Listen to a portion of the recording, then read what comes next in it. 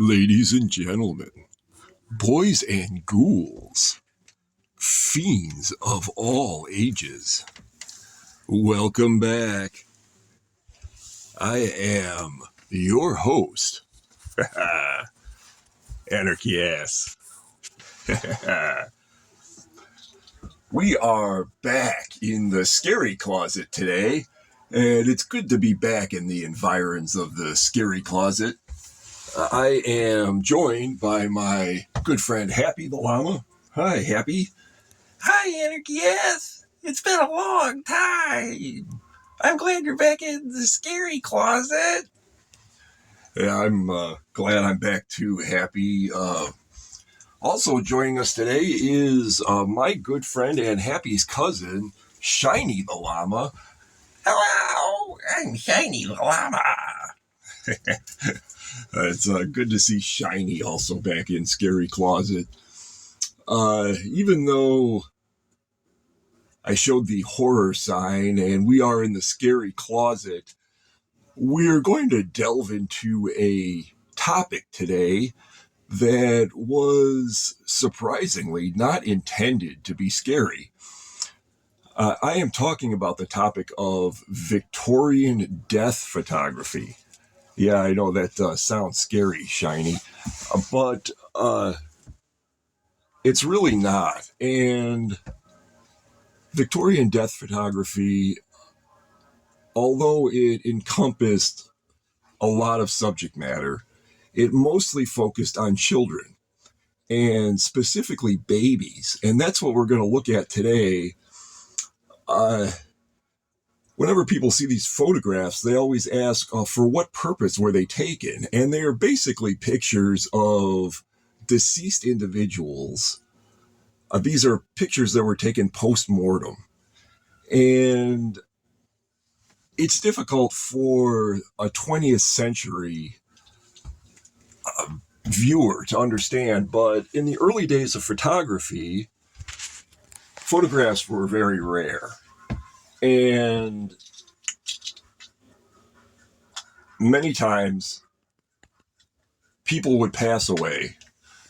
Infants especially would pass away shortly after being born, and the families realized that they had no record of what they looked like. And there were no existing photographs of these people when they were alive. So what they would do is they would just make a last-ditch effort to photograph them before they started decomposing, just so that they would remember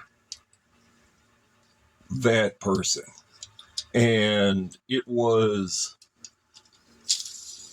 a way of recording the person's life, ironically, and their image. Because, of course, this was in the days before film, so there were no home movies of them, and really no record that they were ever even there other than the memories of the family members and the written records. So in that context is how you should view these pictures. People now see them as creepy and weird, which of course they are.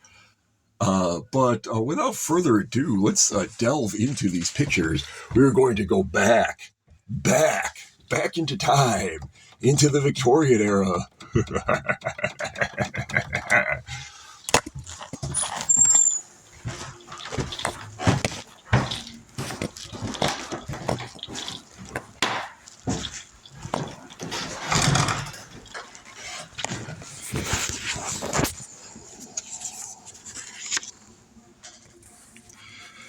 This is the first image I wanted to look at, and this is from the late Victorian era, so the late 1890s. I don't have a precise date on it, and I also don't know who these are pictures of. It's worth noting, and maybe worth taking as a piece of advice, to write the names of people onto the back of old photographs, because many old photographs, dare I say most old photographs, are thrown away because nobody knows who they are pictures of. These pictures, of course, were intended just for the close, immediate family. So everyone would have known who these were pictures of, and that's why it was never recorded. They all remembered the date and the year that these people passed away, so that wasn't written down. But now that those family members are also gone, we have no idea who these are pictures of. But I wanted to start with this photo because it's a good example of Victorian death photography. It is a family, a husband, a wife, and their child who were all wiped out, most likely by disease, which was rampant in the Victorian era. People died of things that are now long forgotten, such as cholera and typhus. Smallpox was another big killer, even something as simple as influenza. And that raged into the 20th century. There was a gigantic flu epidemic, pandemic really, in 1918.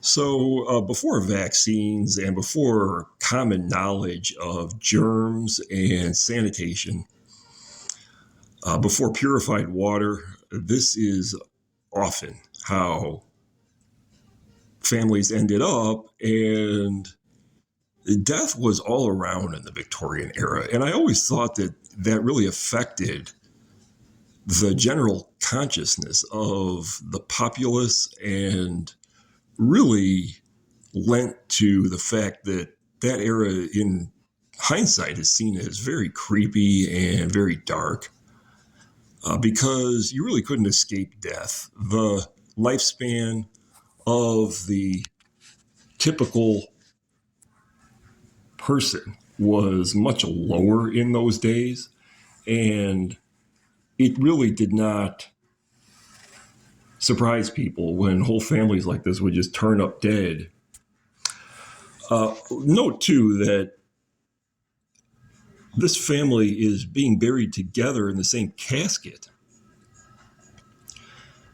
That was common in the Victorian era, and it's common today to find their headstones where it'll be a single headstone listing all three people or even four people buried in the same plot together because they all passed away either on the same day or within a day or two of each other.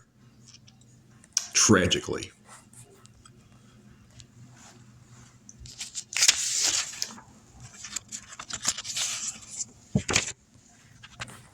This is a photograph of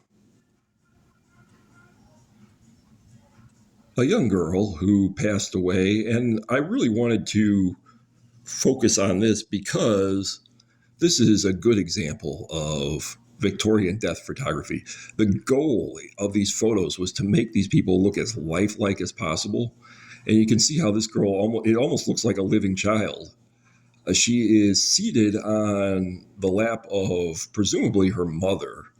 The face of the mother has been blacked out for some reason, but this mother is holding this dead child, and the eyes have been opened, and they just have this kind of blank, lifeless stare with expressionless face. These were taken after rigor mortis had subsided. So these are corpses that are in I don't want to say an advanced state of decay, but they have definitely entered into that decomposition phase. And we know from written records and other records that it was, in people's diaries, etc., that it was often hard for these photos to be taken just because of the smell.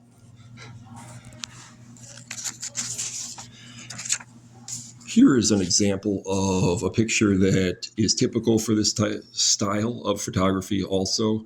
You can see the deceased child on this chair, and it was commonplace for families to pose living children around the dead child. So you have these two brothers and what is presumably the sister of the deceased all gathered around in this room for this photo of this dead baby. At this time, psychology was also in its infancy, and I really have to wonder at the psychological effect that this had on the people that were participating in it, especially since they were young children. How did it affect them later in life? I have no idea. But moving along, here's a picture of, and this is not even trying to disguise the fact that these kids are dead. This is a family with the living children posing with two dead kids, possibly even twins, who are in their caskets. Sometimes in the Victorian era, children would die so early that they had not even been named yet. And it's not uncommon to find gravestones from this era where it just says baby, or it just says son or daughter. And it lists the lifespan as being just a few days or even a few hours.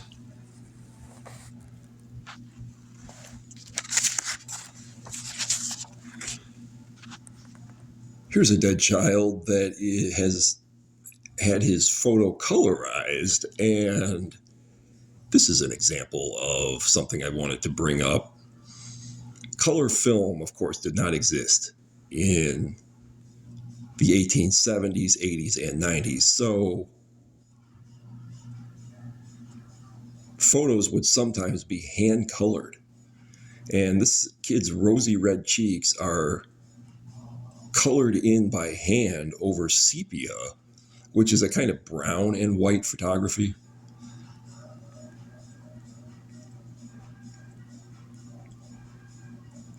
As I stated earlier, this type of photography mostly focused on children, especially babies, but not solely that. And here is a photo of a young girl, probably in her mid-teens, posing with her mother. And this girl is completely deceased. Again, her eyes have been opened.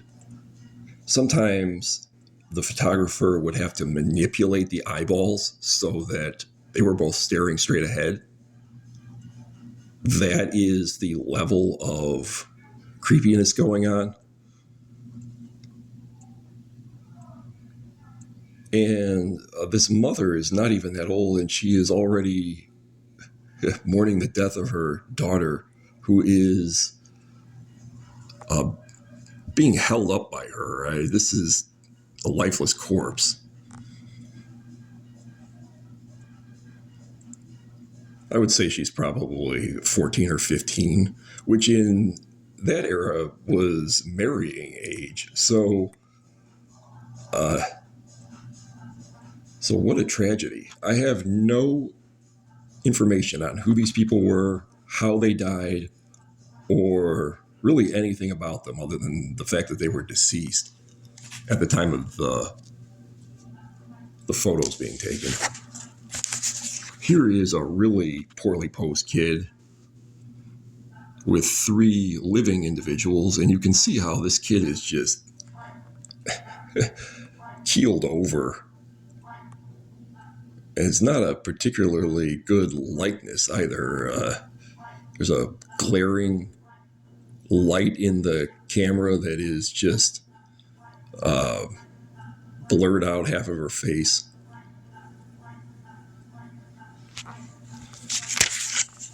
Here's an example of a dead kid being held by a parent that represents death. There are numerous pictures that are carted out today by people online and in other places that want to really paint the Victorian era as being macabre. And some of these pictures have dead children being clutched by what looks like the Grim Reaper or the Angel of Death. But that is really to indicate to the viewer that this child is dead, because some of these photos were so lifelike that you might not know that this was a postmortem photograph. So sometimes what parents would do is drape a black shawl or hood over their faces to indicate death. And that is what's going on here.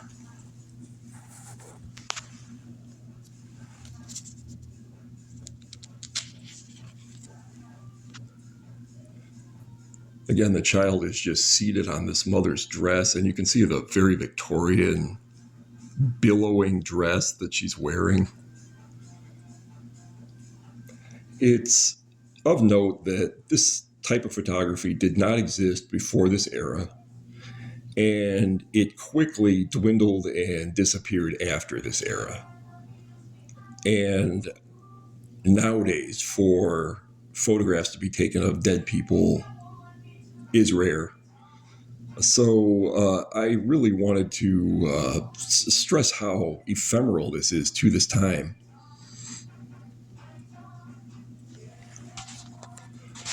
And again, the expression on the kid's face where they've just deliberately opened the eyes and even in this case the mouth and really tried to make him look alive. Lastly, I want to look at this. This is more typical of postmortem photography of the 19th century before the Victorian era. You would see this type of picture in the Wild West a lot, where they would just prop somebody up in their casket and snap a pic. Although this has been really Victorianized by the addition of the dead kid's brother, who is macabrely shaking hands with him. And again, I have to wonder at the psychological ramifications. Look at this brother. He's grasping this kid's hand and as if he's congratulating him on being dead. Just that cold, dead feeling of the kid's hand alone must have traumatized him. But did it? Yeah, I really don't know. Very Victorian outfits on these kids. It was still customary for children under a certain age to wear knickers. And you can see the high button shoes that are a byword for outdated fashion now, but at the time were all the rage.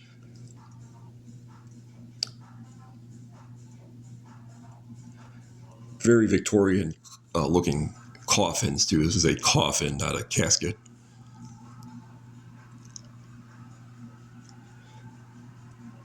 And in the background, you can see what looks like the porch of a log cabin. So this is taken outdoors. Sometimes in the Victorian era and also in the early 19th century, bodies would be displayed outside so that those who couldn't make it to the funeral would be able to just walk up and see these deceased people and pay their last respects. Another practice that, if done today, would be shocking. But that concludes my episode on Victorian baby corpses. Until next time, I'm Anarchy Ass. Thank you for joining me. Bye-bye now.